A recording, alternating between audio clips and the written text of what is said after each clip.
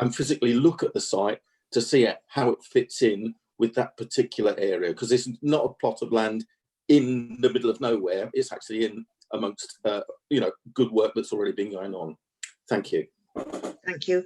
And before I bring you in, Councillor Fitch-Tillett, I have noted Officer Rouse and Officer Lyon that you'd wish to speak at the end of the members.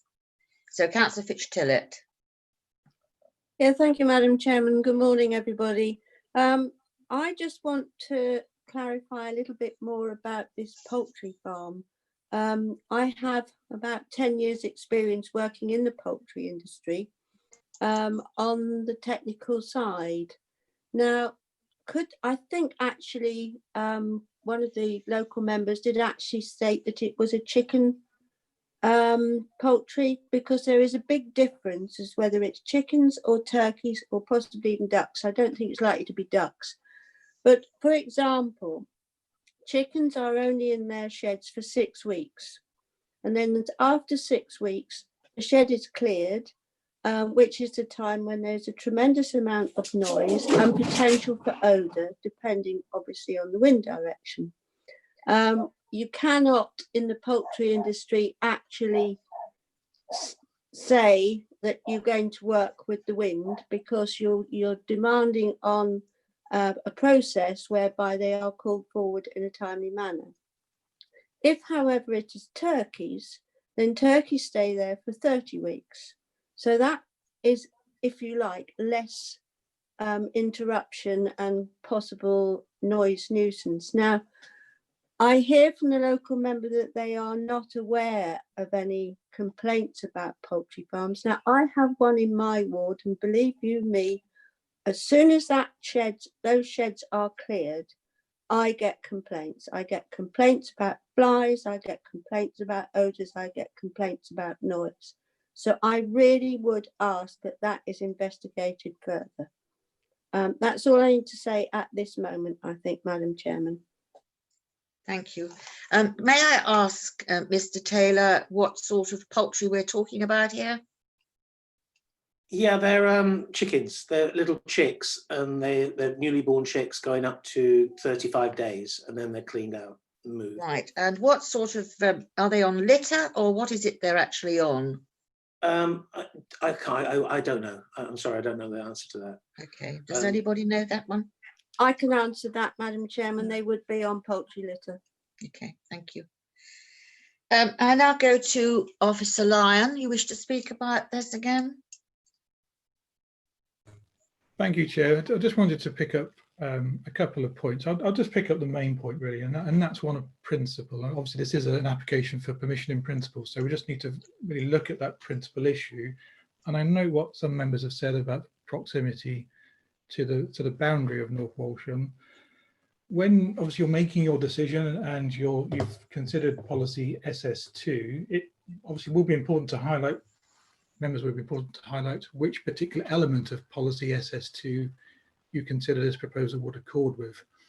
Because it's important that if we make a decision that supports this proposal and grants permission, there may be others who will also look at this decision and look at their site adjacent to a settlement boundary that have been refused in the past, and will say, okay, it's open season now, let's get in there and start applying to use our land in a different way. So we need to be careful that we're not making policy on the hoof, and we've always said in this committee that we don't use this as a way to rewrite the policy.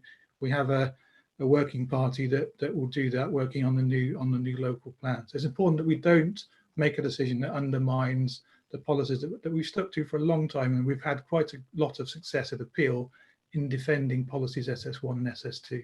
So let's just make sure that if we were to support this, what element of policy SS2 do we think this proposal would accord with? Because that's quite important. And secondly, on the point of brownfield land, reference has been made to the NPPF in paragraph 118, and 118C says that when we're making planning policies and decisions, we should give substantial weight to the value of using suitable brownfield land within settlements for homes and other identified needs. So this site is it's not within a settlement boundary. So in terms of the weight that you could give to NPPF para 118C, I think this would get less weight in my professional opinion. Okay, I'll leave it at that. Thank you. Thank you. Councillor Pearce. Good morning. Good morning, Madam Chairman. Good morning. Can you hear me? Yes, fine. Good morning, members. This application is really what, in a nutshell, Development Committee is all about. On the surface, it's got issues, but also it has very good points, which have been ably explained and expanded upon by the two local members. It does have some complexities, but at the same time, it defines what we need to do with brownfield sites, if we can do it, and also for forward projection for housing and other accommodative needs. I fully support the use or the precedent of going for a site visit, plus obviously continual dialogue. It's lots of issues with boundaries, etc., settlement and everything else. But I think, we've got to look at this in a positive state and a positive form. And I think, site visit and dialogue is the way forward. Thank you.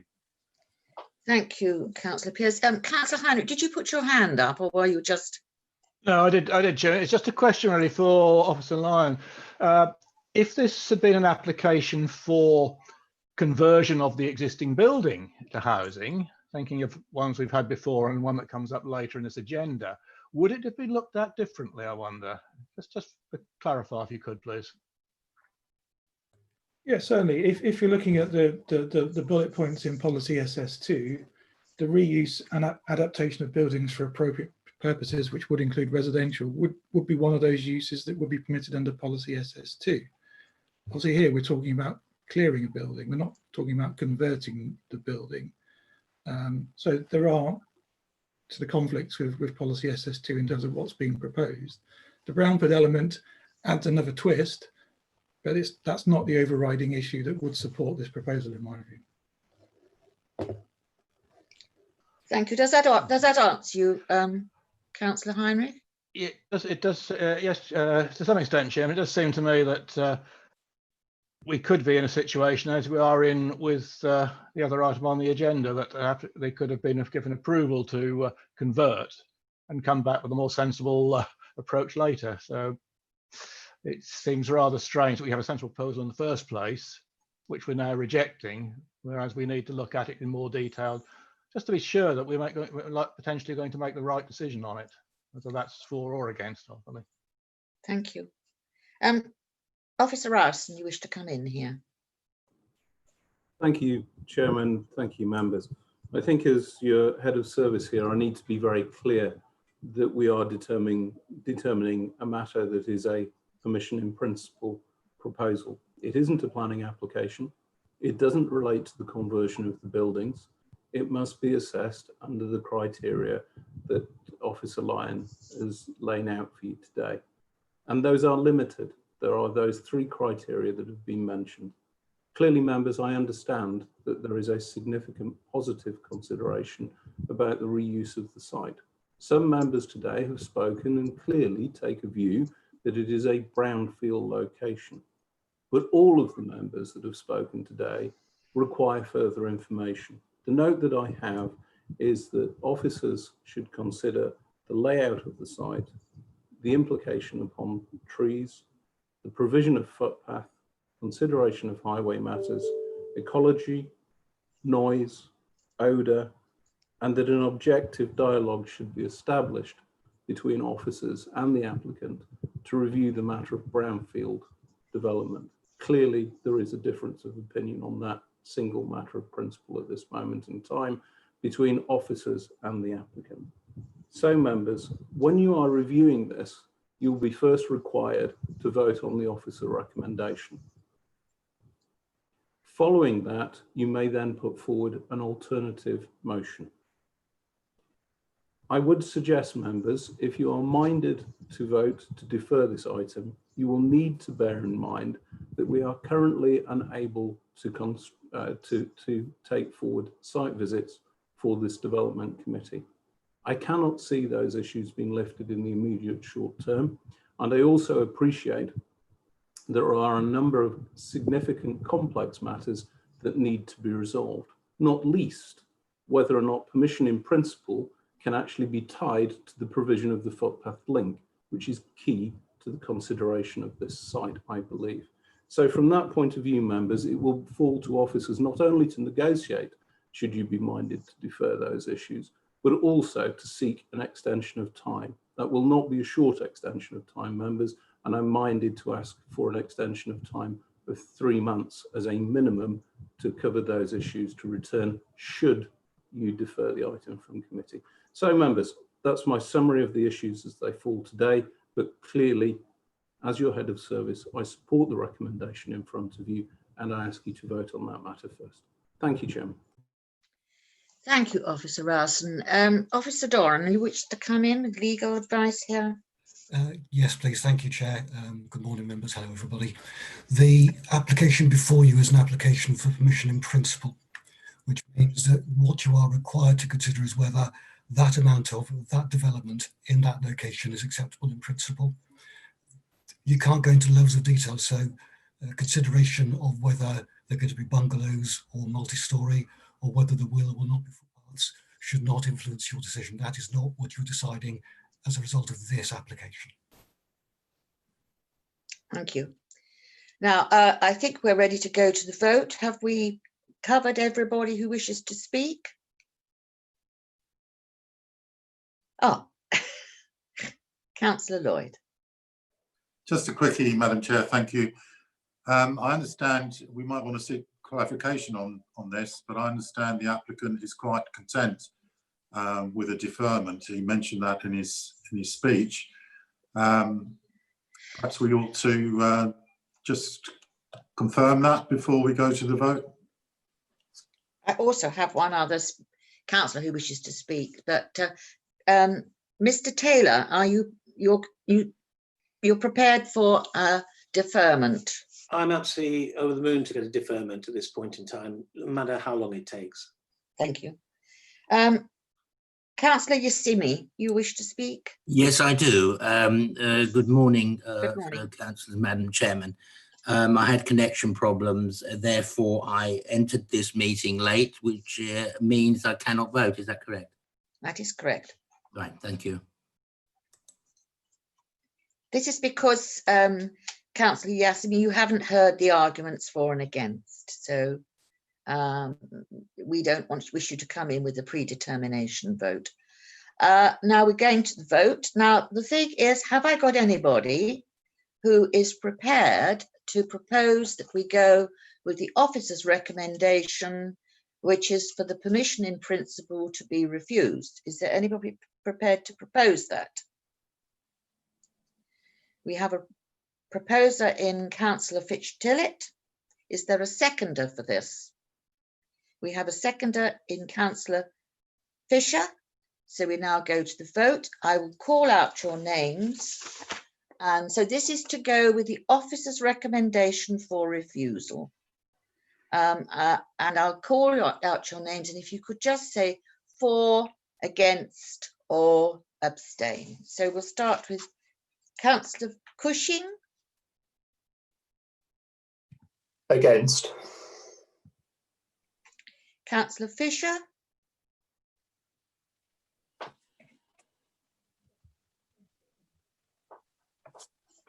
Councillor Fisher. We're voting. Are you? Yes, Madam Chairman, for. For, thank you. Councillor Fitch-Tillett. For. Councillor Fredericks. Against.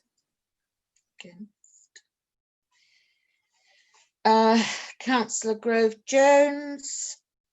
I will go. I'll go against. Councillor Heinrich.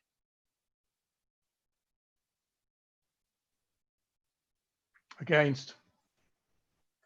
Councillor Kershaw. Against. Councillor Lloyd. Against. Councillor Mancini-Boyle. Against. Councillor Pearce. Against.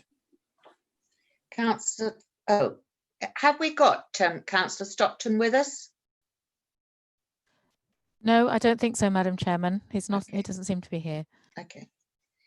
Councillor Toy, Against. Councillor Varley, Against. and Councillor Shimmy. Sorry, you can't vote. Apologies for that. So the votes are, I think, Councillor Officer Yarham, if you'd like to read them out. This, I think, has fallen. Yes, we have 2 votes in favour and 10 against. Right. So the officer application has been refused. We now go to a second vote. Who's going to propose an alternative? Don't forget, you've got to have something which can be, which I think, yes, sorry. Thank you, Chairman. I put a proposal forward at the beginning, and I would return to that if I may. But and I can read it out again if you wish. Yes, please, if you wouldn't mind, just so we are totally sure, Okay, because this is for an alternative. Yeah, thank you, Chair. I therefore propose that, in view of the complexity of the site and the need for the applicant to provide further key information, I propose that consideration of this application be deferred until a physical site visit can take place and additional information has been provided regarding layout of the proposed bungalows within the site, how trees and other landscaping is to be protected, details of proposed footpaths, including the views of county highways, provision of a full ecology assessment, a proper assessment of potential noise and odour issues, which should include appropriate involvement of environmental health officers, and for there to be further objective dialogue between the applicant and planning officers to find an appropriate approach to the reuse of the site. Thank you. Thank you. So you're proposing the deferment. Is there a seconder for this one? Seconder Kershaw. I think Officer Rowson would like to speak before we vote. Is that correct? Chairman, members, I was simply looking to accurately recap the reason for the motion. That's already been done by Councillor Heinrich, so okay. I have nothing further. Thank you. Everybody's gone terribly dim. Is this me, or has everybody else gone dim? Intellectually. Thank you. Thank you, Councillor Kershaw. I'll just note that. No, you're all as bright as a button. No, I don't know what's happened with mine. Oh, well, never mind. So we now go to a vote, which is for deferment, as proposed by Councillor Heinrich and seconded by Councillor Kershaw. So I'm going to do it the same thing again. Oh, you're all wobbling in the under the water now. I don't know what's going on here. So again, for the vote, again, I'm going to read you out. So this is for, against, abstain. It's for Councillor Heinrich's deferment. So Councillor Cushing. For. Right. Councillor Fisher. For, Madam Chairman. Right, will you go to, yeah. Is this correct? Can I beg your pardon, Councillor Emma Denny, is Councillor Fisher allowed to vote twice for? Perhaps Noel can tell me this. Noel? It's a different vote, isn't it? Right, okay. Councillor Fisher is for deferment. Fitch-Tillett, Councillor Fitch-Tillett. Against. Councillor is against. Councillor Fredericks. For. Right. Councillor Grove-Jones for. Councillor Heinrich. For. Councillor Kershaw. For. Councillor Lloyd. For. Councillor Mancini-Boyle. For, Madam Chair. Thank you. Councillor Pearce. For, Madam Chairman. Councillor Toy. For, Madam Chairman. Councillor Varley. For, Madam Chairman. Right, thank you. Can we have the results of that, Officer Yarham? Yes, Madam Chairman, there are 11 votes in favour and 1 against. Thank you. So this has been carried for the deferment of this particular application. I would ask that this has caused quite a bit of controversy, that this is looked at again, and when we get to a site visit, that there has been further dialogue, Mr. Taylor, with the officers, so that we can try and sort this out and come to a sensible decision. Absolutely, Yes. agree completely. You agree with that? Yes. Did you wish to speak again, Officer Rowson? Thank you, Chairman. I reassure members of the committee and ward members that this will not be returned to committee until those issues, I think you've been given a clear mandate to negotiate around, have been returned, and you will have been able to visit the site. We will continue to keep you updated on those matters and the ward members as we go forward. Thank you, Chairman and members. Thank you. Thank you, Mr. Taylor, for attending. Thanks for having me. Thank you. Thank you, Chairman and members. I will now be leaving the meeting. Thank you, Eric. Nice to see you again. Right. Well, we now go to. Is everybody okay? Nobody wishes to dash off? No. Okay. We now go to PF/19/1913 Holt, which is on page 31 of your agenda item 8, and Officer Ashurst is presenting. Yes, thank you, Madam Chair. Good morning, members.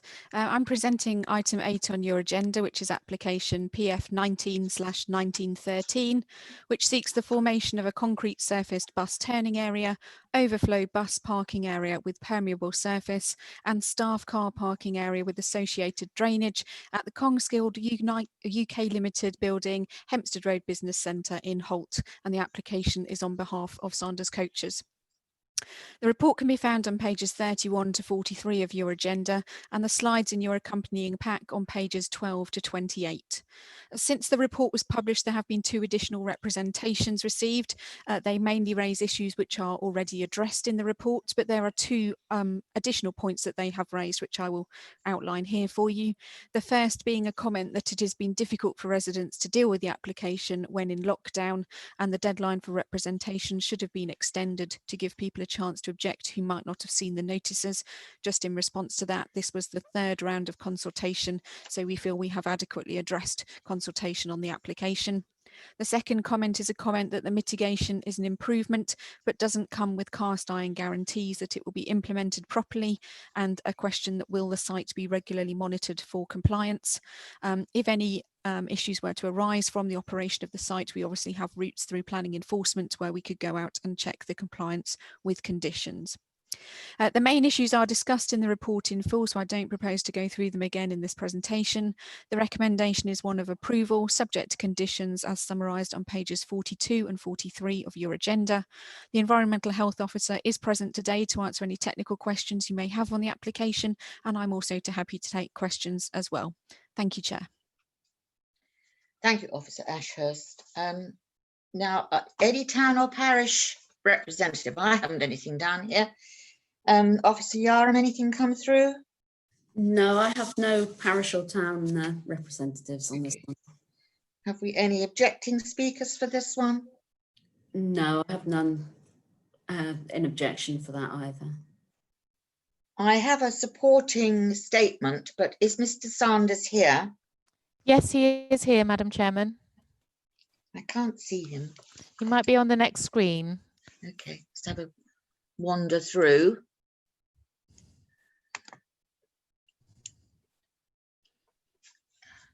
Where are you, Mr. Sanders? Oh, there you are.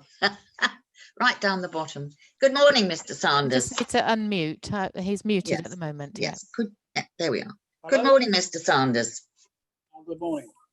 And welcome to this committee meeting. You have 3 minutes from the time that you feel comfortable to start speaking, and Officer Yarham will tell you with her timer when your 3 minutes are up. Okay? So start speaking when you wish to. Okay. Our business has been established in Holt for 40 years plus and is based around obviously providing bus services, home to school travel and UK and European travel. We employ 126 local people, and we like to feel we contribute significantly to North Norfolk's economy.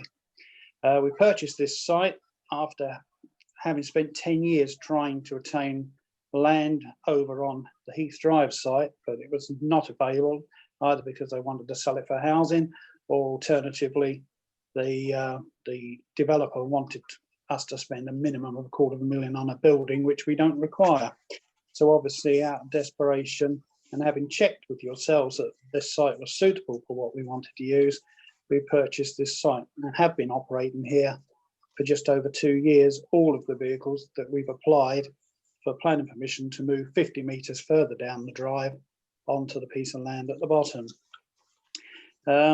We're obviously very happy to do all the mitigating work that has been agreed between us and the planning department. And we're obviously looking for approval so that we can continue to supply the services that are required locally. On all of the constraint items on the planning report, there's only a couple of things that I'd like to have a mention on if I could. The surface into the car park, they're saying about being concrete and tarmacked. We've already chosen what we think is the quietest surface to use. And obviously, if it is hard standing, then there's going to be an issue with additional cost to me, obviously, and also water having to drain off somewhere else. And the other thing on there is speed calming measures, speed bumps, which I think would have a negative impact. When vehicles are braked to go over speed ramps, then you have the air braking systems operating, then the compressors cut in on the engines to rebuild the air pressure. And certainly it's not just us that uses this site, there are a lot of HGV vehicles, and you will have them going over these ramps, and maybe if you haven't been close to them, you'll hear that they do make a lot of noise, some of these vehicles, when they come off the back end of a speed ramp. Clearly, we've asked for car parking on site because I think Holt is already devoid of car parking. Most of the roads around here people use to walk to work. If we don't provide car parking for our staff on our site, they will end up parking outside people's houses, causing noise outside the front doors, directly outside front doors, and obviously obstructing highways. Heath Drive is going to lose all its car parking at our other site, purely because it's going to become the main access road to the whole of the industrial estate. And I think car parking is something that morally we should do for our staff. I think that's about it, to be honest. Yes, that's the 3 minutes. Yes, I wondered, I could hear little vague peeping in the background. Thank you very much, Mr. Sanders. I now go to the local members. I believe we have a written statement from Mr. Baker, which was sent round. Has anything else been added?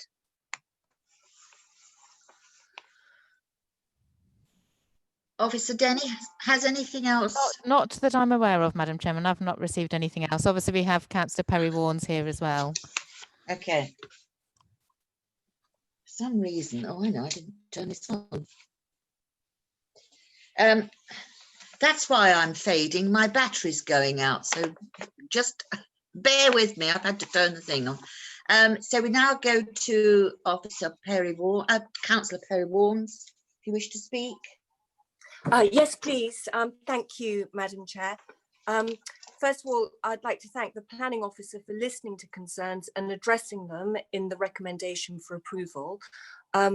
As highlighted by local residents, it's very important that the conditions attached to approval are complied with. I would also ask that Sanders diligently implement the management plan designed to reduce the impact on local residents of possible nuisance, such as that caused by idling vehicles at unsociable hours, noisy radios and slamming doors, light pollution, and similar problems associated with mixed site development. In addition, it would help local residents if Sanders could establish a clear and dedicated line of communication with the local community so they can be notified of any disturbances or departure from the management plan. In this way, management can deal with issues quickly as they arise, and residents can be confident that this will happen. Despite these concerns, I support this proposal. Section 6 of the National Planning Policy Framework outlines the need to build a strong, competitive economy. Sanders bus service contributes hugely to the area's economic infrastructure, enabling people in rural areas to access employment and shops and providing school transport. They have indicated that these services might be jeopardized by a refusal, particularly and understandably so in the current difficult circumstances. And for that reason, I ask you to support the officer recommendation and allow this application. Thank you. Thank you, Councillor Perry-Warren. We now go to members. Does anybody wish to speak on this particular? Yes, Councillor Massini-Boyle and then Councillor Toy. Thank you, Madam Chair.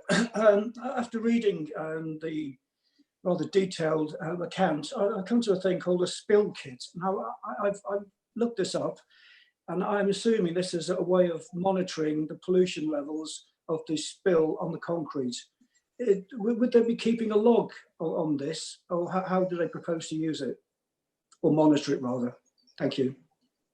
Mr. Sanders, can you reply to that, please?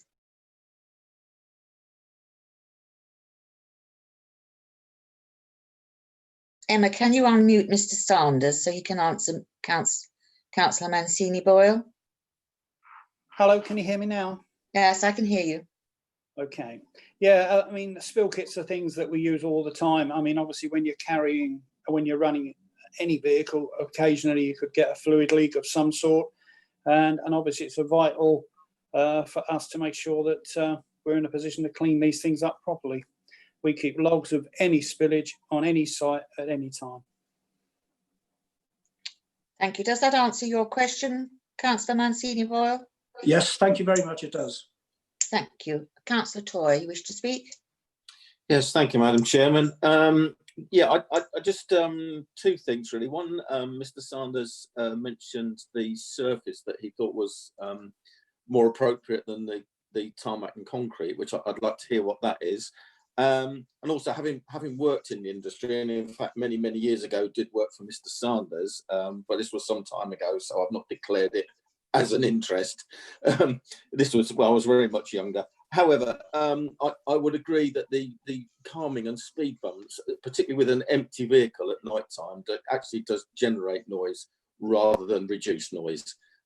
So yes, I would agree with Mr. Sanders about that condition. And I'd also like to know about the different surface. Thank you. Thank you, Councillor Toy. Anybody else wish to speak? Can I ask a question? I'll just ask a question before you, Councillor Cushing. Mr. Sanders, what is your drainage from this hard surface, especially if you're using various solvents? Where is this water draining into? Is this a ditch or actually into the public sewers? We're not planning to use any solvents on site.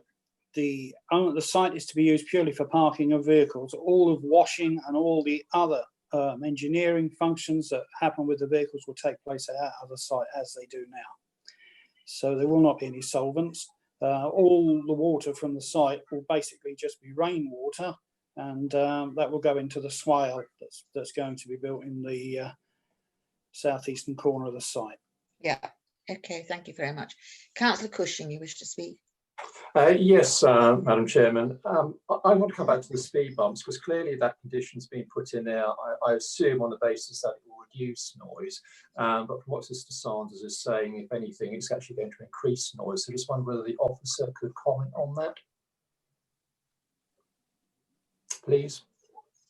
I might, if possible, defer that the response to that question to the Environmental Health Officer, who has requested that goes in. I completely understand members' considerations that actually that may increase noise.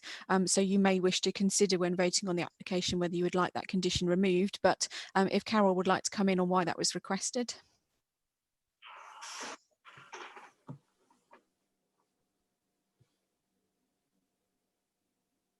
Yes, is the Environmental Officer there, please? Hello. Hopefully you can hear me now. I'm just back with you. It's been part of the acoustic report, and the acoustic consultant suggested that that would be a good measure to make sure we have low vehicle speeds going into the site. They are located in an area where they're shielded by the building, so we expect there won't be an adverse impact from the vehicles passing over those, though the slowing of the vehicles will happen before they enter the rear of the site. So we would recommend that as a measure. We're always happy to discuss these, but it's something that's been suggested by the applicant's acoustic consultant, and their siting has been specifically targeted as being behind the building. They're shielded by the building so that the residents, the path of noise from the vehicles passing over those speed bumps isn't likely to affect the residents, and it will have the effect of reducing the vehicle noise before they get into the open area at the back, whereas where we would expect noise to be transmitted from. Of course, we're happy to discuss that, but their siting has been specifically selected to be there in the area where we feel there'll be less impact from them. Thank you. Thank you. Councillor Fitch-Tillett, do you wish to come in? It's all right, Madam Chairman. It was about the same issue, and I think everything's been raised. Thank you. Councillor Mancini-Boyle, you wish to speak again? Thank you, Madam Chair. Just a very quick one. I should imagine this site would have a maximum speed limit of probably around 10 miles an hour anyway. Perhaps Mr. Saunders could clarify this for me. 5. Hello, can you still hear me? Yes, we can. Thank you. Okay, right. We have 2 other sites as well as this one. We have a company imposed speed restriction of 5 miles per hour on all company premises. All the vehicles are tracked, and that shows speed. All vehicles have got tachographs, which record time, speed and distance. And thirdly, we will have, and have at our other sites, very, very good CCTV, which we review regularly. And if there's any issues with exceeding the 5 miles per hour limit, then the drivers are dealt with very, very severely, and they fully understand that. I mean, ideally, if the vehicles come in as they do now, I mean, we've been operating on this site for over 2 years. We've not had a single issue or complaint. We've got Vitfos on site. Their lorries are going around the back to their turning circle, which is going to be in the middle of this bus parking area regularly, even up till 10 o'clock at night. They have not received any complaints from residents. Our drivers are instructed that as they come through the gate, they let the vehicle take itself down the drive at a low speed. And as I say, we've had no complaints. I think the speed ramps will create more noise than we're making now, complaint free. Thank you. Anybody, does that answer your question, Mr. Mayor? Yes, it does, Madam Chair. Thank you. Councillor Cushing, you have a come back. Yeah, just on the basis of Mr. Sanders' reply, I just wondered whether it'd be prudent to remove that condition around having speed bumps on the site. I have to say I'm not familiar with this site, but I am familiar with an equivalent site in Fakenham, and I've never noticed lorries creep around there because obviously it's a congested area, so I can't really see the logic in having this in here, certainly given what Mr. Sanders is saying as well. Okay, Councillor Yasami, and then going to Officer Ashurst. Councillor Yasami. Yes, can you hear me? Yes. I've been listening to this very carefully, considering the speed ramps, and Councillor Cushing actually said what I was going to say, but can I underline the fact that I feel that we can do without the speed ramps? Thank you. Councillor Ashurst, Officer Ashurst, sorry. Thank you.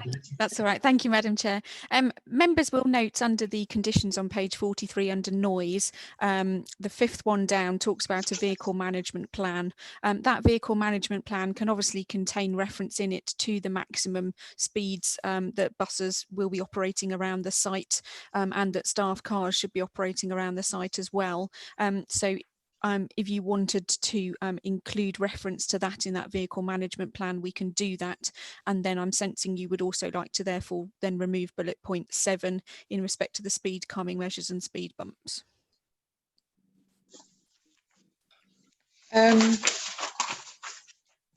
Just one moment.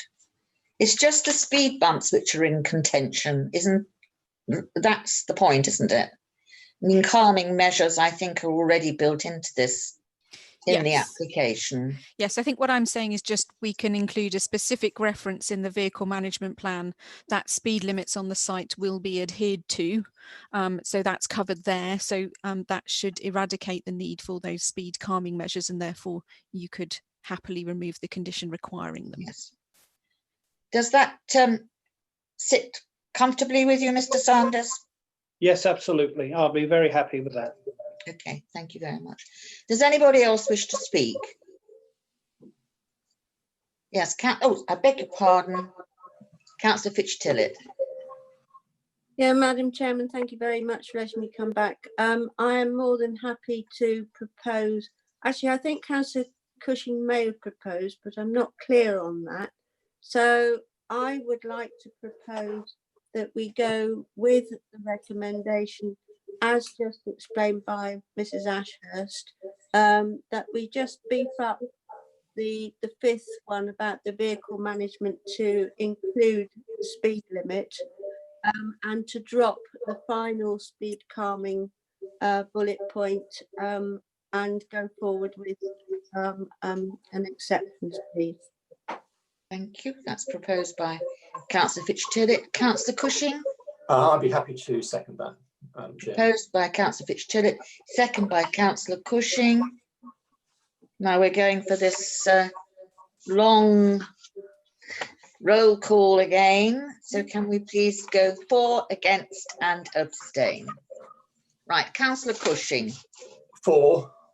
This is for the officer's recommendation as on page 42.3. Right, for. Councillor Fisher.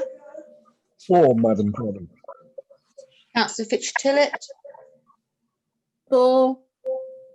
Councillor Fredericks. For. Councillor Grove-Jones. For. Councillor Heinrich. For, Chairman.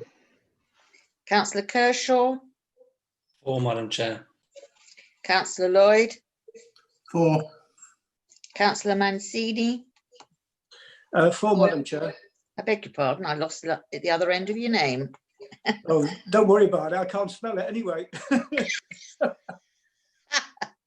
Councillor Pearce. For.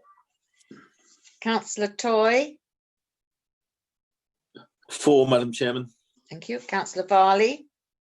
For, Madam Chairman. And Councillor Yassimi.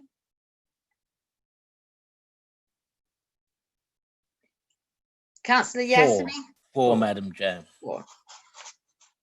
Right, Officer Yaram, we had the results. That was unanimous. It's unanimous.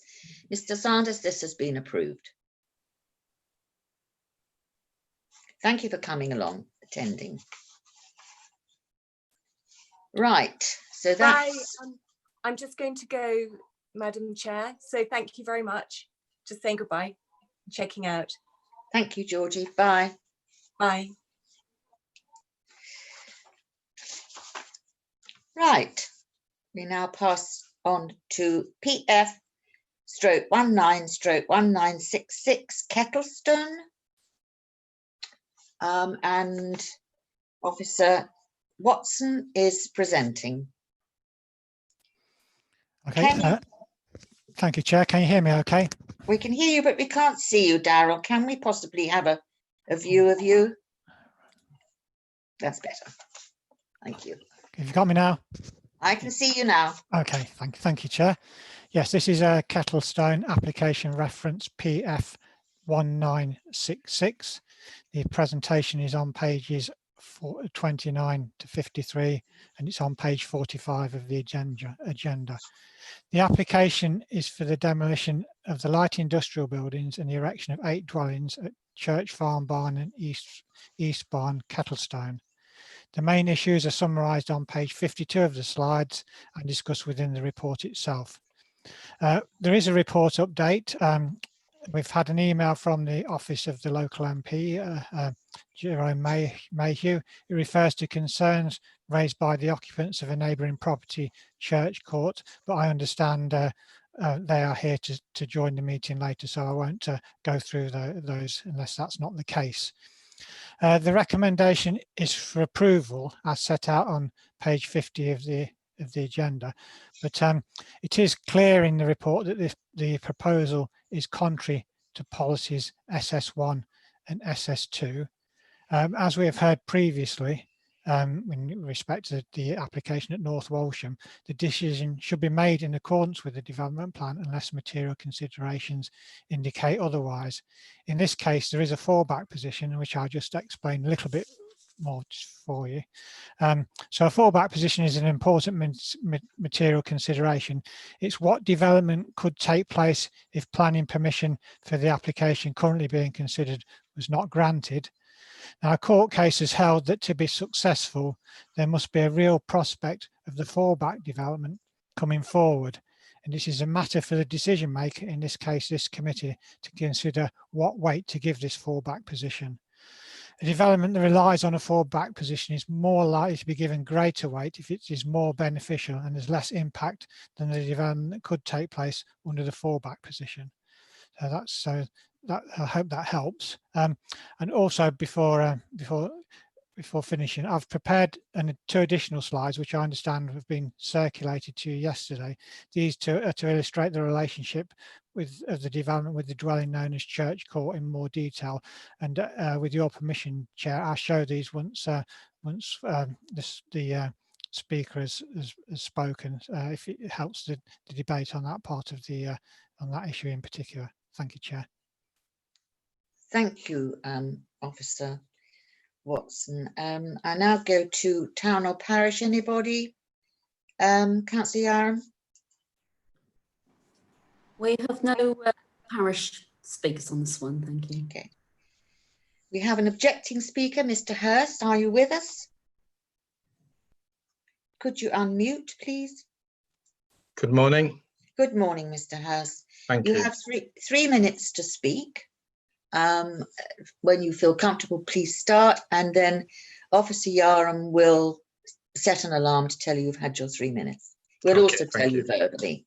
Okay? So, okay, thank you very much. Right. Start when you want to. Okay, I'm just referring to the appraisal document which has been published by the Planning Committee, I think. The two houses, plots 7 and 8, would be built adjacent to the full length of our garden. The statement, it is not considered that the proposed development would have an unacceptable impact on the amenity of neighbouring properties by way of overlooking or overshadowing is incorrect. No account has been taken of our property, which is immediately adjacent and runs the full length of the eastern boundary of the proposed development. The North Norfolk Planning Policy Design Guide checklist says proposals should not have a significantly detrimental effect on the residential amenity of nearby occupiers. Residents have the right to adequate privacy levels. The position of dwellings, the arrangement of their rooms and windows should not create significant overlooking or other dwelling windows or private garden areas, nor should they lead to an overbearing impact on existing dwellings. These two houses will be built within 3 meters of our boundary. Equally, the ridge line of plots 7 and 8 are 2 meters higher than the ridge line of a present barn and considerably higher than the ridge line of our property. This is contrary to the Design Guide checklist paragraph 3.4.4, which states that, particularly with infill sites in sensitive areas, extreme care needs to be taken to ensure that ridge heights and overall proportions are compatible with adjoining buildings. These two buildings would significantly impact the light, overlooking and overshadowing due to the size of the two houses and the proximity of the houses to the boundary of our garden. One can only assume that this has been completely overlooked by the planning officer, as there have been no visits or consultations with us regarding the impact it would have on our amenity and amenity value. Equally, our property is tucked away and can't easily be seen from the road. This part of the development needs to be reconsidered to take into account the overlooking and overshadowing of our amenity before any development proceeds. Consulting the layout of the overall development, bungalows built adjacent to our boundary rather than houses would enable the development to go ahead and would not have any detrimental effect on the overlooking or overshadowing of our property, while supporting the residential development and maintaining the overall, quote, character and appearance of the site. Either a site visit, which I understand is difficult in present situation, or a study of a satellite image would ensure that the committee and planning officers would understand all of our points. We've lived here for 18 years. It's really important to us as a family who live in the property with 2 young children. Thank you very much. Thank you, Mr. Hurst. You were right on time, bang on time. Well done. Now we go to any supporting speakers. I have no supporting speakers. Right. We now go to the local member, Councillor Fitzpatrick. Good morning. Good morning, everybody, and thank you, Madam Chairman. I'll be very brief. First of all, this application has been referred to the committee because it's classed as a major. The application is interesting, and I think there's really a fine balance between approval and refusal. As the development manager pointed out, the applications against policy SS1 and policy SS2, and normally in the course of events, this would be a refusal. However, this application is replacing existing industrial buildings with some housing. And what we need to bear in mind, as the development manager pointed out, there's actually existing applications to build 8 dwellings on this site. And it's considered, and I certainly consider the current application in terms of the addition to built environment would actually be a better outcome than the building out of the 8 dwellings under previous permissions. Also note that there's been no objection from conservation, and so overall I think the current application would improve the character and amenity of the sites. Basically, I'll conclude by saying yes, it is against policy SS1, SS2, but there are material planning grounds that would indicate that this application should be approved. So I support the officer recommendation for approval in this case, obviously subject to conditions as imposed by Head of Planning. And I would conclude by thanking the officers for all their work in preparing the report and for the presentation to committee. Thank you, Madam Chairman. Thank you. Officer Watson, you want to show us 2 slides? Is this an opportune moment?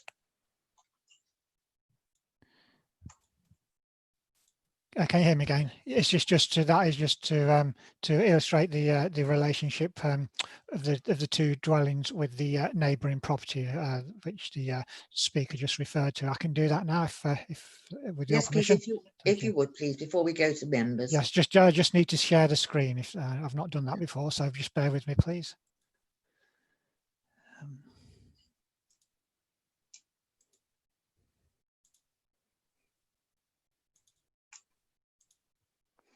Right. Thank you. Is that okay? Yes, that's okay. Okay. Just bear with me. So where is Mr. Hurst's property? Well, on the left is an aerial photo showing the sort of eastern corner of the site. The Mr. Hurst property is the one with the yellowy orange circle on top of it. We can see the site sort of just off to the northwest and one of the existing buildings, and you can just make out the boundary of the site, which sort of runs along there. On the right is an extract from the proposed site plan showing the 2 proposed dwellings on that part of the site. I've tilted the plan slightly so it's orientated this sort of the same way as far as possible as the aerial extract from the aerial photo. And as you can see from the image on the right hand side, I've put a couple of dimensions on showing the distances from the common boundary, so that the rear elevation of plot 7 is 5.97 meters from the common boundary at that point, and 2.37 meters from the southern boundary of the site at that point. The dwellings on plots 7 and 8 will be those closest to the boundaries. You can see the floor plans and elevations for those dwellings are on pages 40 to 43 of the presentation pack. And if you are looking at those, you'll note that the rear elevation of plot 8, which is this one here, would have 2 small first floor windows to bathrooms only, so they could be obscurely glazed, and a high level roof light over a landing. The first floor windows in the side elevation here would face north, so they'd be looking onto the sort of open land beyond. Plot 7 would only have roof lights in its rear elevation here, and in the rear, above ground level. 2 would serve bathrooms, 1 is to a landing and 1 to a bedroom, and these could be fitted at a high level. There are no first floor windows proposed in the side elevation facing the existing properties here. So the roofs also slope up away from the common boundary. That's the ridge line of the 2 properties there, whereas the gable of the existing barn sort of faces the boundary. With regard to overshadowing, the dwellings would be sort of to the north, so that would not be significant. There may be some overshadowing later in the day, but it's not significant enough, in our opinion, to warrant refusal. So whilst there would be some impact, the degree of harm would not be significant. And I just wanted to clarify the position as well. The permission that exists is to convert the existing buildings, not to build new ones. So we don't know what the buildings would look like, because although they went through the prior approval process, this wasn't followed up with applications for external alterations to the buildings themselves, because that has to be applied for separately. So I hope that clarifies things. Thank you, Chair. Yes, thank you. I'm a little concerned. I'm still not quite 100% sure. You're saying that this is for conversion of existing buildings? No, sorry, Chair. The fallback position is that the buildings could be converted. The 2 buildings could be converted to 8 dwellings. But whereas this proposal is for new buildings. Right. Yeah. Does that clarify things?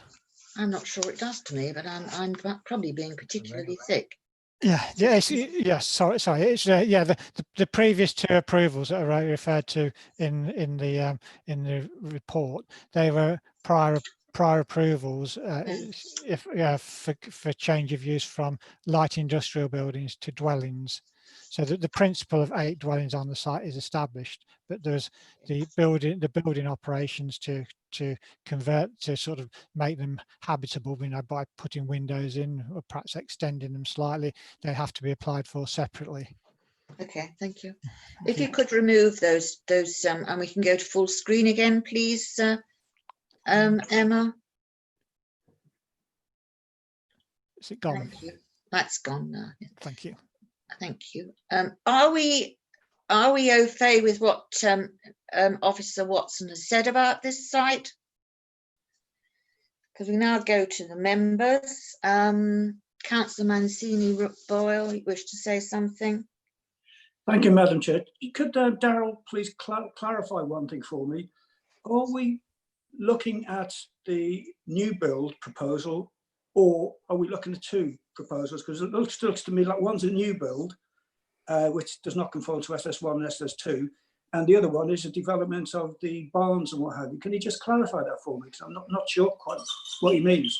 Sorry, thank you, Chair. What we're considering now is the erection of 8 dwellings. The conversion is that was approved previously is the fallback position that is the material consideration. So I hope that clarifies things for you. Thank you. Councillor Yes, Fitch-Tillett. yes, it does. Fitch-Tillett, you wish to speak? Yes, I do, Madam Chairman. This worries me greatly. I mean, just recently we've had similar applications which we have refused for being outside development boundaries, being in small villages, against policies SS1 and SS2. Why is this any different? I mean, you know, I'm referring to one in Colby, I'm referring to one in the last meeting in Hindleveston. I'm sorry, I do not see how this can possibly be accepted. I'll leave it to other members to pick up on that. I know there's a fallback position, which sounds to me as though it's a bit of a threat, but as it stands with this particular application, I do not see how it can be accepted. Thank you.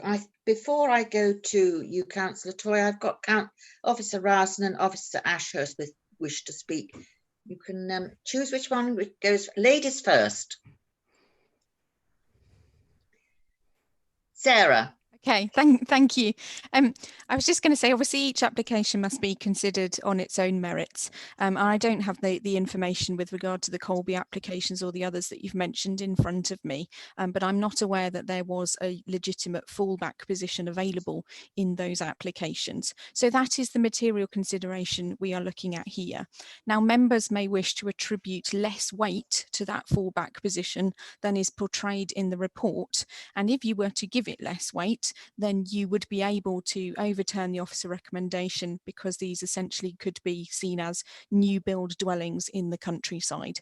So that option is available to you. And in making your decision today, you must consider the weight that you give to that fallback position. Thank you. Officer Rowson, you wish to come in? Thank you, Chairman. Very much as Officer Ashurst has just described to you members, it is a matter of planning judgment, it's a matter of balance between the existing extent permission that exists on site. If you turn to page 31 of your presentation, you will be able to see the aerial view that shows you those buildings and the potential that lies there for their conversion. Officers are content that that represents a fallback position for which weight can be given. It's important that that is acknowledged within the officer report and within members' consideration. If this scheme were to be refused, then there is a reasonable probability that the conversion of those buildings can then be brought forward. So, members, it is not a straightforward consideration on the basis of planning policy. It is a consideration of what may occur if these buildings were refused. If you consider that these units that are proposed today have an adverse effect on amenity, that they are unacceptable in terms of matters of principle, that you do not find should be moved forward, then that will persuade you as to the weighting. If you are considered in terms of the balance as expressed by the local member and in the officer report, that that is a positive balance and that it is something that can be considered as a benefit from that earlier consent, then you should move forward with a positive decision and support the officer recommendation. So as Daryl described to you, this is a matter of planning judgment, a matter of balance, and I'm content that the officer report and presentation enable you to move forward, obviously with the addition of the demonstration that Daryl has given you. Thank you, Chairman. Thank you. Does anybody else wish to speak on this? I'm going to bring in Councillor Fredericks first, then I'll go back to you, Councillor Mancini-Bar. Councillor Fredericks. Thank you. I'd like to ask about little snoring and also the amenities around. I can't hear you. It seems to me that to a shop or local facilities. Can't you? I'm not on mute. No? Okay, well, I'll continue. Can anyone else hear me? Right, okay. so any traffic that will be generated by this. So if it's 8 dwellings, then you're looking at 2 cars. That's another 16 cars, and there's no way of getting to the shops or anything without a car. So I can't see how it's going to be sustainable. Perhaps you can clarify that. Right, who's going to come up with this one? Officer Watson, can you tell me about that, or can you clarify and enlighten? Yeah, certainly. Yeah, the site, whilst not physically remote, is remote from everyday basic services and facilities. From memory, there aren't any in Kettlestone, perhaps with the exception of a village hall. So the nearest shop would be probably Little Snoring on the A148, but you know, the nearest principal settlements are Fakenham. But for that reason, it is contrary to policies SS1 and SS2, which tries to encourage more sustainable patterns of development, and why market dwellings ordinarily are specifically restricted. Thank you, Chair. Thank you. Does that answer your question, Councillor Fredericks? Councillor Mancini-Bowley may come in again. Thank you, Madam Chair. When I actually read this report, I was waiting to the very end, and I would almost bet my house on that the fact that it would be refused, basically because we bandy around SS1 and SS2 at every single site meeting, every single committee meeting we have, and it seems to me that one minute we're saying SS1, SS2 is in stone, you can't have new developments, and then the next minute we're saying yes, actually you can. It frustrates me that it seems like we don't have it in concrete, that it should be SS1, SS2, and stick to it. We seem to be moving the goalposts all the time. Now, I have 2 other councillors who wish to speak, and I have 2 officers who wish to speak. Who shall we hear first? Let's hear the officers to see if we can get some clarity into this, because I think this is muddling as well. We'll go to the gentleman first. Councillor Rowson. Officer Rowson. I remain your head of service, Chairman. Now then, members, I understand the concern and the confusion. We are describing to you a circumstance where this proposal is very much contrary to those locational policies, SS1 and SS2. We respect those policies greatly in our decision making, and we must give those policies significant weight. The matter that I described to you a few moments ago was a situation where exceptional circumstances can be considered to prevail. We are in a situation where the principle of development on this site for residential use is agreed under the prior approval process. So residential development will take place on this site. That's the critical balance for the officers in considering this application. If there was one shadow of doubt in our mind that persuaded us that that could not be delivered, you would be looking at a very different recommendation today, members. So the officer's opinion is very much that prior notification position gives us a position in principle where residential use can be considered, irrespective of its remoteness from services and facilities. I know that's exceptional, and I know that it goes against the grain for many members here. It is a difficult decision, and it's a matter of balance and judgment for you today, members, as to the weighting of those issues. But I would say to you that the matter of principle is agreed under the previous permission, and that we are therefore in a situation where we have to look at the material considerations. You've heard descriptions from Mr. Hurst today, the near neighbour, about significant adverse impact. You've heard from the officers that that is, in reasonable terms, an acceptable development. I don't say that there will be nil impact. I say that there will be some impact, but that is a reasonable impact in terms of existing development proposals that we have approved elsewhere in the district. So members, coming back to that matter of principle and sustainability, we are guided by the expectation that the earlier consent can be implemented, and that is the reason today why you're looking at a positive recommendation. Thank you, Chairman. Thank you. Officer Ashurst, do you wish to add anything? I have nothing further to add, Madam Chair. Thank you. Thank you. I'm sorry, I've forgotten who else wanted to speak. Was it, right. I'm sorry, Mr. Hurst, I can't bring you in again.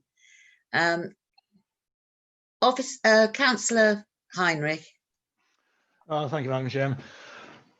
We find ourselves in a rock and a hard place here. If we can, on one hand, accept that they're already permissioned and those barns could be converted, not ideal buildings in any stretch of the imagination, or we can accept the inevitable and that there needs to be some good quality housing on the site. And that's what's before us. I can't say I'm happy with it. Either is in clear breach of the policies, but we are where we are. And on that basis, very reluctantly, I am happy to propose to go with the officer's recommendation. Yes. Thank you, Councillor Heinrich. I think you succinctly put that forward for us to review. Is there anybody else who will? Yes, Councillor Cushing. Thank you, Madam Chair. For what we've just described, we've got a simple choice of either we approve this or we have to go with the conversion of the barns, which in my view would not look particularly appealing at all. I don't think this is ideal given what everyone else has said, but probably reluctantly, I don't think we've got much choice other than to go with it. Are you seconding the proposal, Councillor Cushing? Yes, I am. Councillor Cushing is seconding. Anybody else wish to speak? Oh, sorry, Councillor Varley. Thank you, Madam Chairman. Can I just get clarification? Is it considered sustainable? Is this sustainable? Because I don't think it is. Can I just have that confirmed, please? Thank you. Thank you. Can we go to Officer Ryerson? In answer to the question, Chairman, this is not a matter of sustainability. This is a matter of the fallback position. We are clear that there are contradictions and that this proposal is contrary to policy SS1 and SS2. It is the balancing of those contrary policy considerations against the principle that is accepted already for residential development on this site through the prior notification process, whereby policies are not considered. They have to meet a strict criteria. So on that basis, I would have to say to you that I don't believe that it is adjacent to local services. There are not a wide range of transport options available, and I cannot see that it would meet the three tests of sustainability under the MPPF. However, members, different considerations are at play here. Thank you. Councillor Pearce, you wish to speak? Thank you, Madam Chairman. Looking at this and just obviously being suitably detailed and explained fully and backed up by Officer Rowson, I happen to believe that our officers do the best job that they can under very, very difficult circumstances as regards this application. We are given a fait accompli. If we don't do one way, there's going to be another. I trust our officers. I trust the situation that we are in. I would reluctantly, very reluctantly agree that we should go ahead with this. Thank you. Thank you. Anybody else wish to speak before we go to the vote? Yes, Councillor Lloyd. Thank you, Madam Chair. I should just think this whole thing stinks, to be honest with you. And I appreciate we are between the rock and a hard place. That anecdote sums it up well. I actually think the report is lacking quite a bit of detail. I mean, what's in the barn, what's living in the barn. It talks about ecological assessments, but there's absolutely no detail in there whatsoever. There could be rare species in there for all we know. That information may be available, but it should be in the report, quite frankly. You know, my hobby horse, I don't mind admitting it. I'll be told straight away that it's not a material consideration, but we're being asked to, you know, kind of stretch boundaries with this particular application. And yet there's been no effort made to even mention the environment within it. Nothing about climate change, nothing about the type of heating that will be used. All of these, to me, sort of would help me to lean in favour of it. But, you know, with what's before me, I just think it's a very poor show, to be honest with you. And I won't be supporting this application based on the papers that I've been presented with. Thank you. Officer Watson, has any detail been given about the actual proposed buildings, apart from the outline that you've provided in the pack? Could you just clarify what you mean, Chair, in terms of? Well, I think Councillor Lloyd was concerned about the build, whether the build is going to be environmentally compliant with the surrounding countryside. And we do look for modern, up-to-date, environmentally friendly buildings. Well, the images of the proposed development are shown on page 35 onwards of the presentation pack. I mean, I don't know the specific details, but it's a sort of a fairly traditional build of masonry using traditional materials. So I think it doesn't go into any more detail than that, as far as I know. Thank you, Chair. Thank you. Officer Lloyd, is that Councillor Lloyd? Does that answer your question? No, it doesn't at all, actually. And I'll stick by my original comments, actually. I've said my bits, Madam Chair. Thank you. It's fine. Thank you. Councillor Varley, I'll let you come in just quickly, Thank please. you, Madam Chairman. I just want to reiterate what Councillor Lloyd has said. How can we support this application? It's just not got any kind of substance in it. How can we approve it? We don't know the ins and outs of this application. It's 6 pages long. How can we ascertain the true essence of what it is we're approving? I won't be supportive of this, Madam Chairman. Thank you. Thank you. We now go back to Officer Rowson and then Officer Ashurst. I don't want to speak at length, Chairman. It's an answer to a question. The matter of sustainability in build is a matter for building regulations.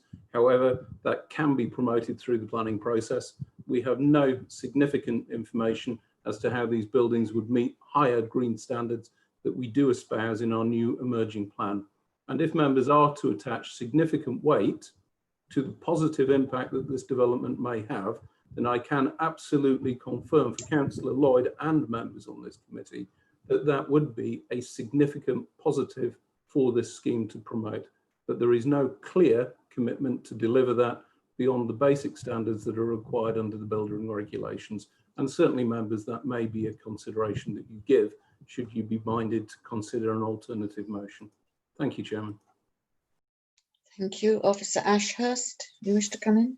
I think Officer Rowson has covered it more than eloquently. I have nothing further to add.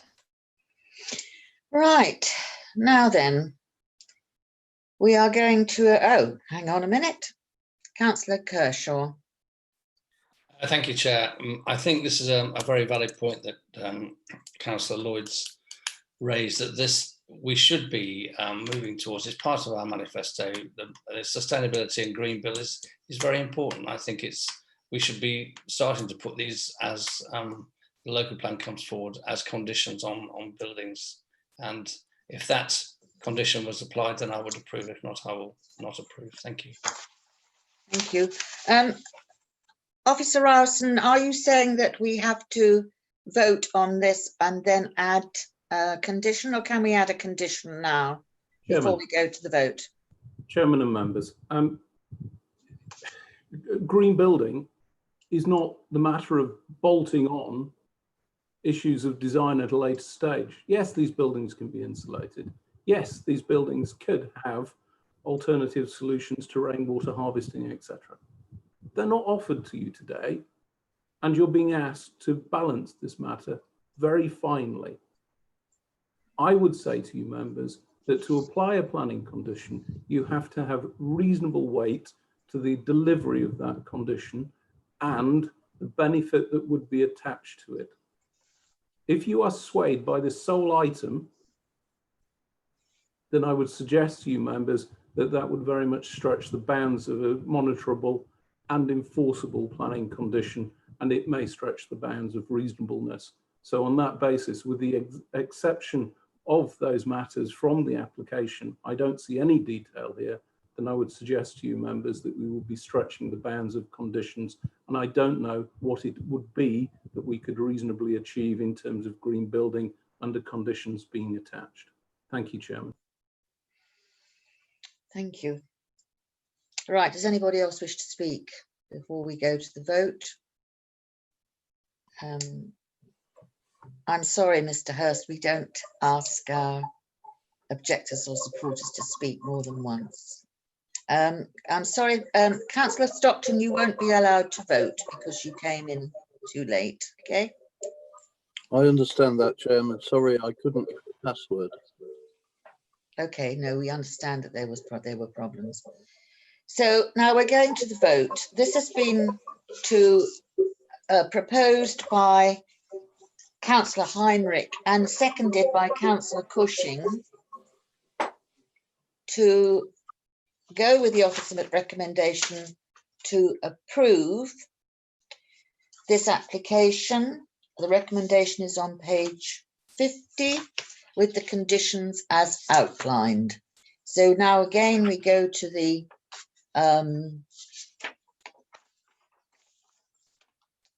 voting list. For, against and abstain. Councillor Cushing, this is for Kettlestone. For. Councillor Fisher. For, Madam Chairman. For. Councillor Fitch-Tillett. Against.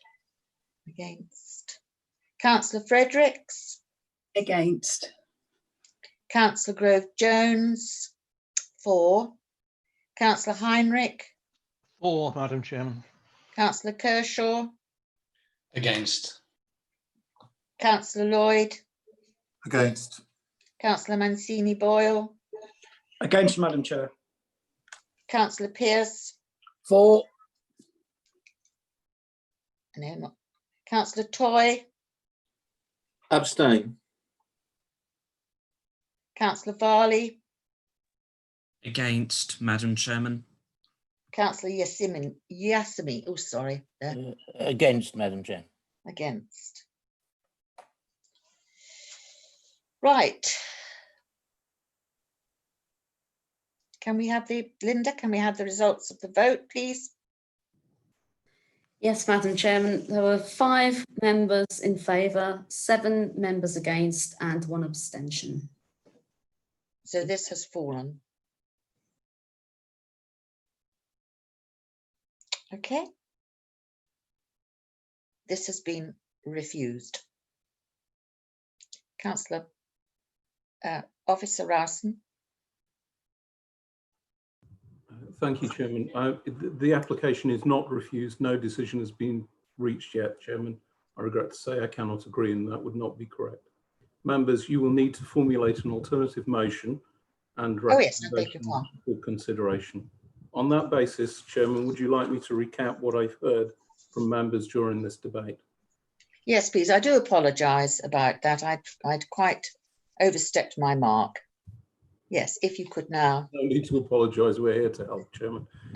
You've heard at length significant concerns from a local resident about the potential adverse impact that this building has on their amenity by result of overlooking and massing and an overbearing relationship that this building has with relationship to their home.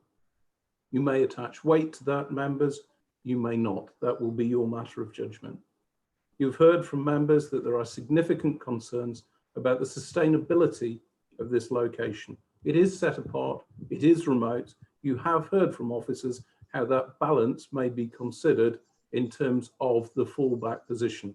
You may decide, members, that you believe that that fallback position is either undeliverable, or that in fact it is more favourable to see the conversion of those buildings rather than see a development proposal which is contrary to your policies.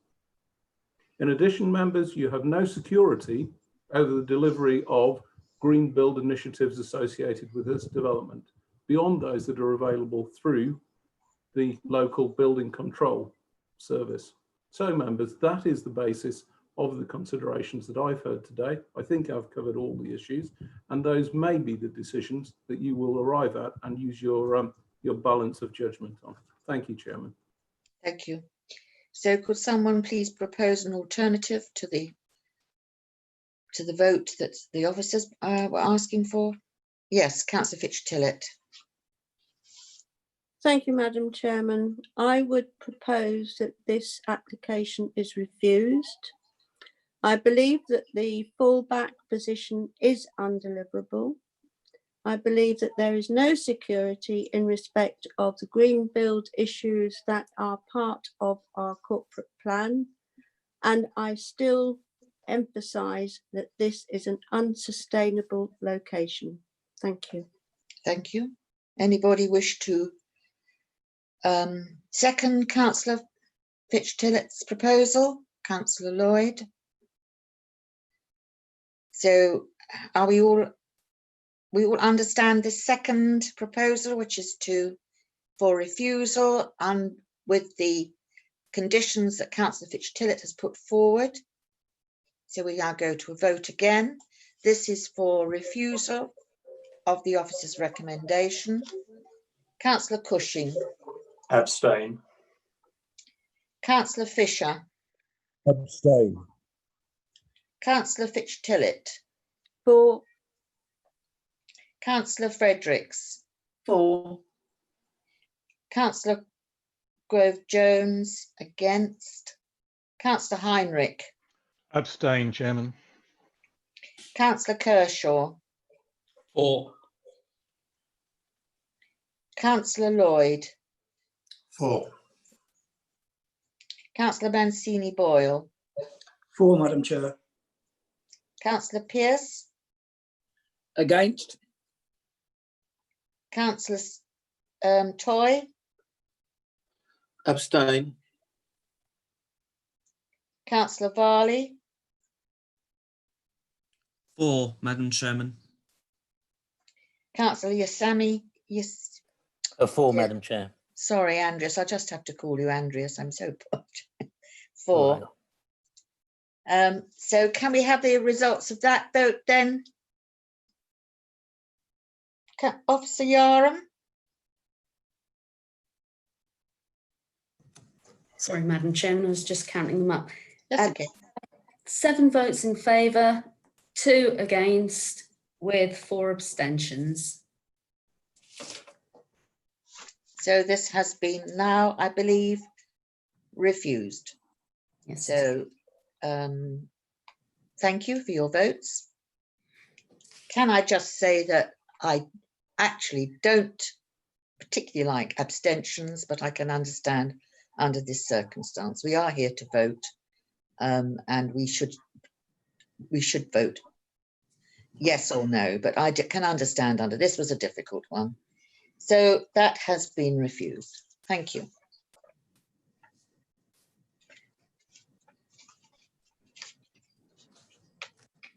Has Mr. Hurst gone?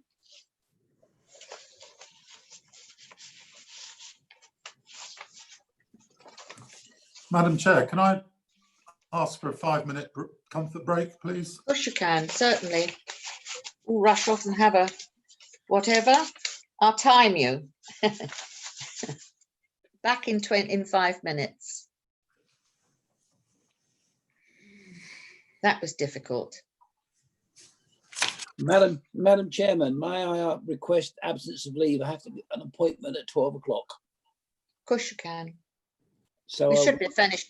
We should be finished by then, Nigel. Anyway, so okay, I can wait for about 5 or 10 minutes. That's it, because I've got to travel. Yeah. I've got to travel. I've got to go to the hospital. Yes, how are things going there? Just to remind you that we are still live streaming at the moment. We've had some issues, so I am reluctant to stop it. So, Oh, I beg your pardon. So we won't ask anything personal. Thank you.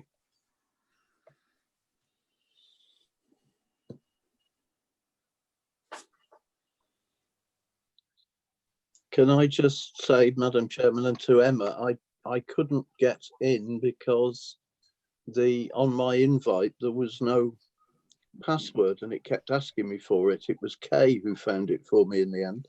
Clive, if you're on your iPad, you need to go into the notes section on your invite, and the password is in there. I tried that, I couldn't find it. Oh, well, that's been the issue with other members. Also, maybe because you need, there's been an upgrade to Zoom. So I think we need to try and get all members on the upgrade. It seems to have caused some issues there as well. So I'm glad you got in, because I was looking, I had a few members that I had to reissue the invite to this morning. Right, well, Kay came back to me and said it's on your invite, and she'd got a different copy than I've got. Oh, well, if it's an email invite, then it is listed within the email. I usually send a calendar invite. No, it's a calendar. Yeah, and it goes straight into your calendar. And if on your iPad, the password is then hidden within the notes section, which I only realised yesterday. Yeah, but I will clarify that for members, because that has caused confusion with a lot of members. Okay. Emma, I've also had a notification from Zoom to say that they're updating again by the end of 30th or 31st of March, whichever it is. Okay, so that may, we will check that, because they're generally security updates, so we would encourage members to do that. So Matt and I'll have a look, and we'll see. It may just be for me, because I've also got a private, the one I talk to my daughter on my laptop. And that's where it's coming through on the laptop to say that they're going to have an update. Could I look at what I needed updated? I can't understand a thing about it, as you can well imagine with me, but but whether it's going to affect our lot here, I don't know. If you could have a look, Emma, I'd be very grateful. I'll have a look. It shouldn't do. I mean, we do use the passwords on the meetings now, obviously, to make them more secure. So I can understand it is causing a bit of confusion, but it's not helped by the fact that the password is hidden when it's sent out onto your iPad calendar. So Matt and I will resolve that and advise members, so there's a consistency there for everyone. Can I ask a question, please, Emma? It's the quickest way of sorting this Zoom out through your calendar and going on the notes. Is that, or does it come up in that's emails? Right. Does it come up in emails as well? Generally, we will send a calendar invite out now, and if you're on your iPad, which most of you are, you go into your calendar, the password is then in the notes section on your iPad, whereas if it's sent out as an email invite, it will be within the email. So I think that's caused some confusion. But generally, it's our Zoom account, our corporate account is now linked to our email account, so it will automatically issue it as a calendar invite. So I think that's why some members haven't been able to see the password, because it is within the notes section. Sorry, can I just also mention, it's advisable as well, if you go into your calendar, go onto notes, and then you can flag it. So that you just go straight to it rather than having to mess about through emails and trying to go that way. It just comes up straight away. No, that's very good advice, actually, Gerard. Absolutely. That hasn't changed with the updates. It's always been there under show all notes. So if you get stuck, just look under show all notes. The password's always there. Well, it's all gobbledygook to me. I managed to get there eventually, but only by trial and error. And my daughter thinks I'm so much like a Tyrannosaurus. You've got no idea. If she was living near me, we'd be coming to blows over technology, but there we go. Are we all back now? Can we see anybody missing, Linda? Andreas is not there at the moment. I can't see Andreas either. think it is just Andreas that's not there. Perhaps he's gone off for breakfast. Sorry, I couldn't resist that one.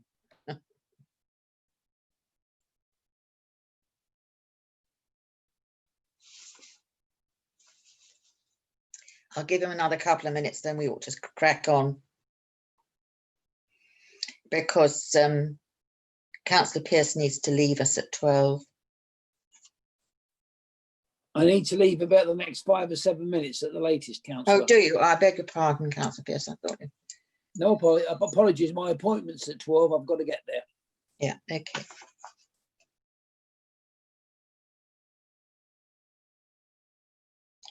There's no way we can give Councillor Yasimia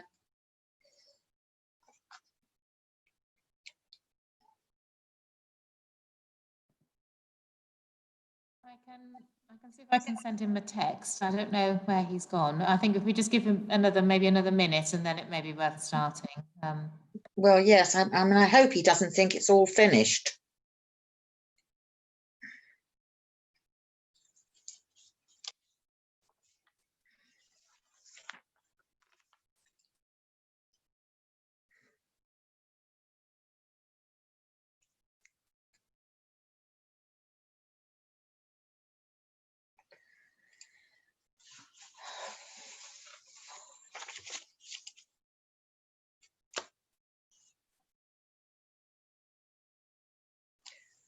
Well, what do you think, Emma? Shall we start?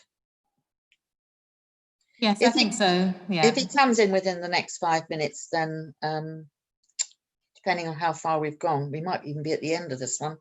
Right, so now we're on PF/20/0444.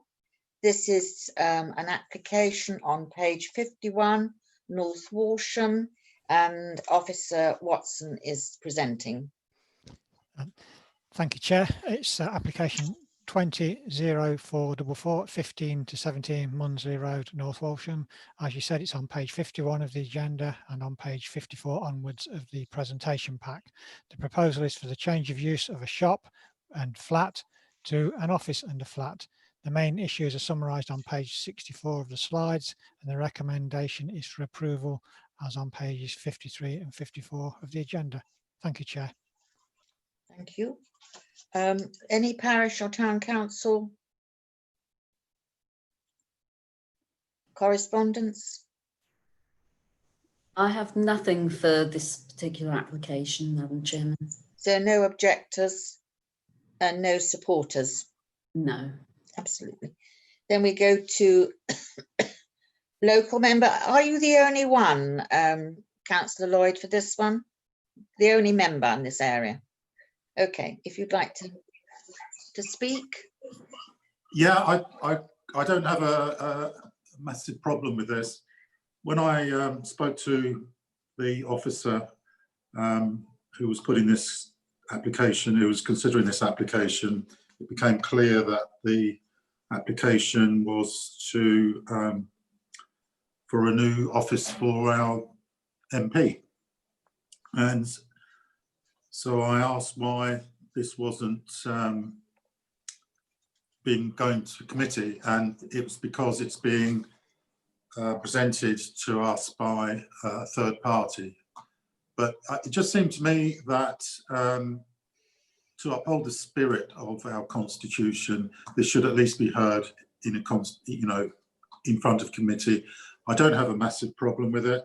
I'm disappointed Councillor Baker didn't bring it before us, but there you go. Actually, I welcome the use of an empty property in the town that's been sat empty for about 9 months now. The town council objected to this based on loss of retail space in the town. But I think if we get someone in there, it's better than having an empty building. It also is going to offer a bit of employment. So I'm not going to object to this at all. I just wanted the transparency of it being heard before committee, as I believe it should do, if we follow the spirit of our constitution. Thank you. Thank you, Councillor Lloyd. Officer Rowson, you wish to speak on this? Yeah, thank you, Chairman. I carried out some due diligence over the application over the last few days, and it's very clear, as Councillor Lloyd says, that the application is from a private individual. It's not made under the terms of the constituency, Conservative Party, or indeed in favour of a constituency office. You would see from the application forms that it is simply a use for offices. I don't see that that's necessarily underhand, but I do appreciate that it is useful for members to ensure that clear business is done in a way which respects the terms of our constitution. So from that understanding, I can see why it's in front of members, but clarity here, members, is that there was no requirement for the application to come to the Development Committee, or indeed do I believe that there is anything underhand or in any way that this is not compliant with policies. Thank you, Chairman. Thank you. Yes, Councillor Cushing. Thank you, Madam Chair. I'm happy to propose this, but would be pleased to reserve the right to comment until the end. Of course. Who's anybody's seconding? Councillor Mancini-Boyle. Thank you, Madam Chair. I'll be happy to second and leave my comments to the end of the debate. Anybody else wish to speak? Councillor Heinrich. Thank you, Madam Chairman. As my colleague Councillor Lloyd has said, there can be no real objection to this. The Town Council may have some concern about loss of a shop unit, but the likelihood of this ever being a shop again is pretty remote, especially in the present circumstances. As an office, potentially it will have people coming in and out all day. It provides employment, might even get some money on the Munsey Road car park from people parking next to it, if we're lucky. So no objection at all. Thank you. Thank you. Anybody else wish to speak on this? I think it's a fairly straightforward proposal. Okay, are we happy to go? Oh, Councillor Cushing, you wish to speak at the end? Do you want to speak now? No, based on that. Sorry. Based on the comments made, Madam Chair, I have no more comments to make. Okay, Councillor Mancini-Boyle. No real comments, just one that they should be lucky to have the MP in North Walsham. We don't have anything political in this committee. Thank you very much, Mr. Mancini-Boyle. This is about the use of an office, and we'll leave it at that.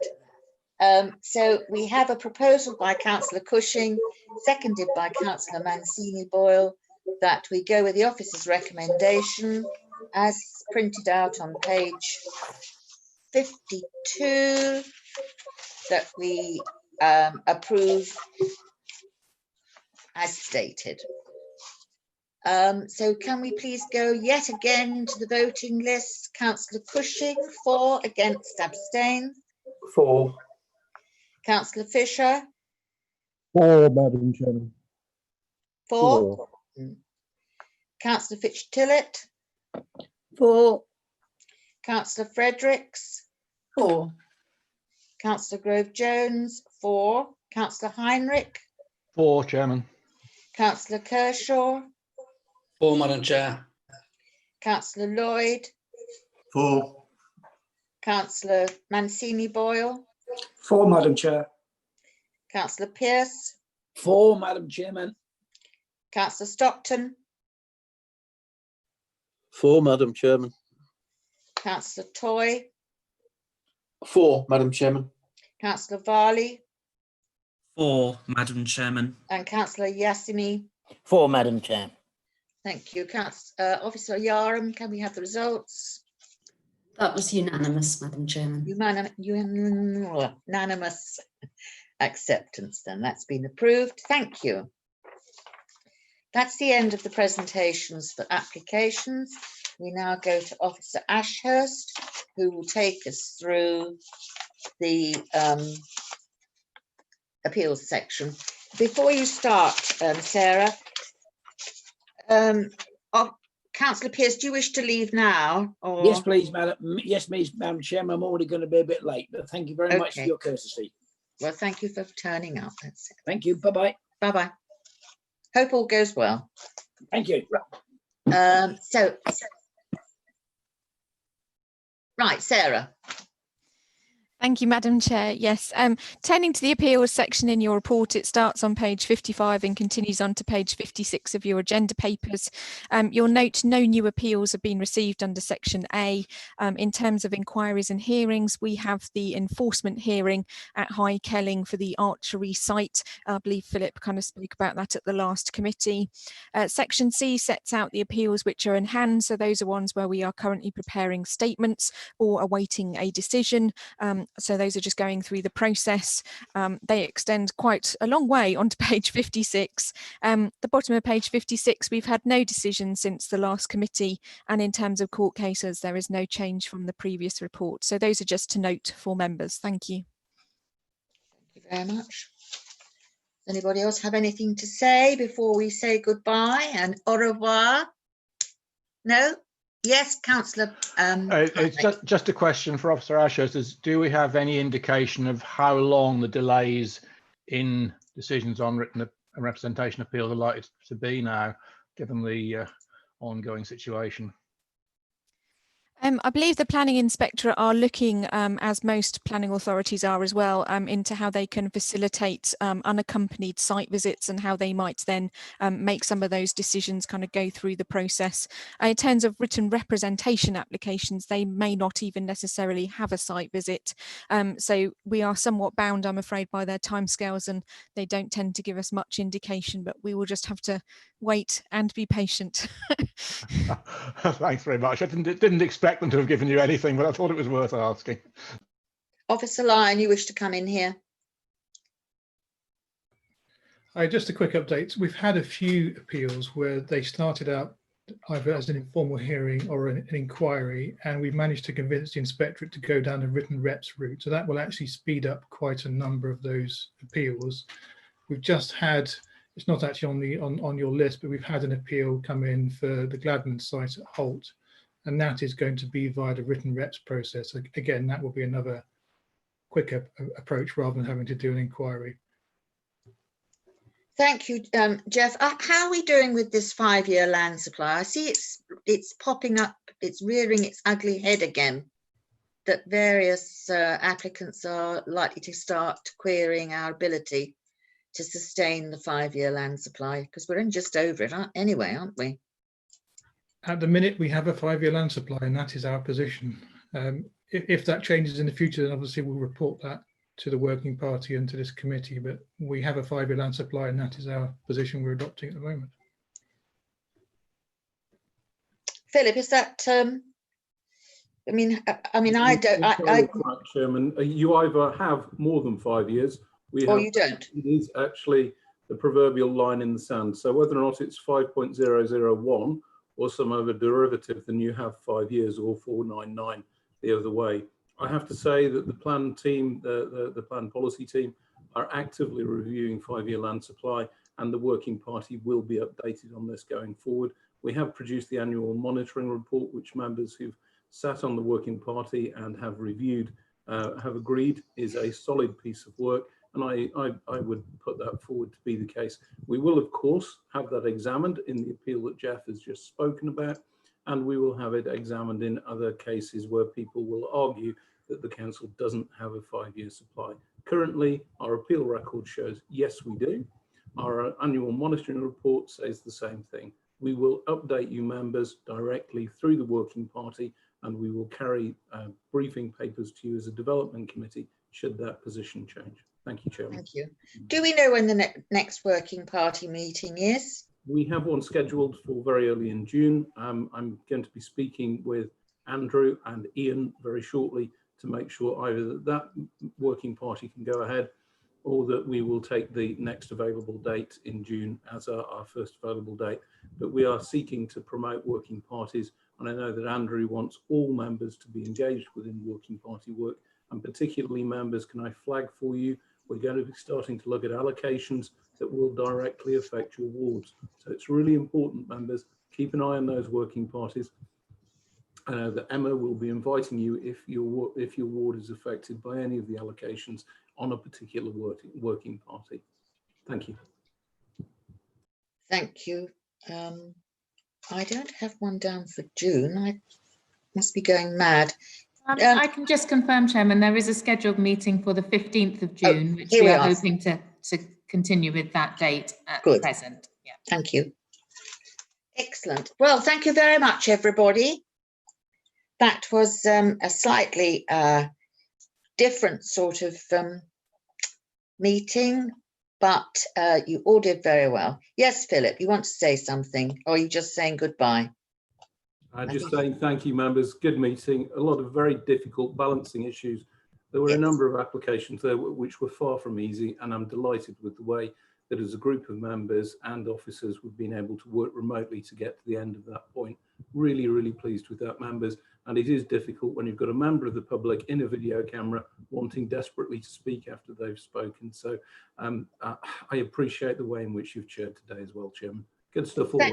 Thanks. Thank you so much, and thank you, everybody, and have a good weekend. And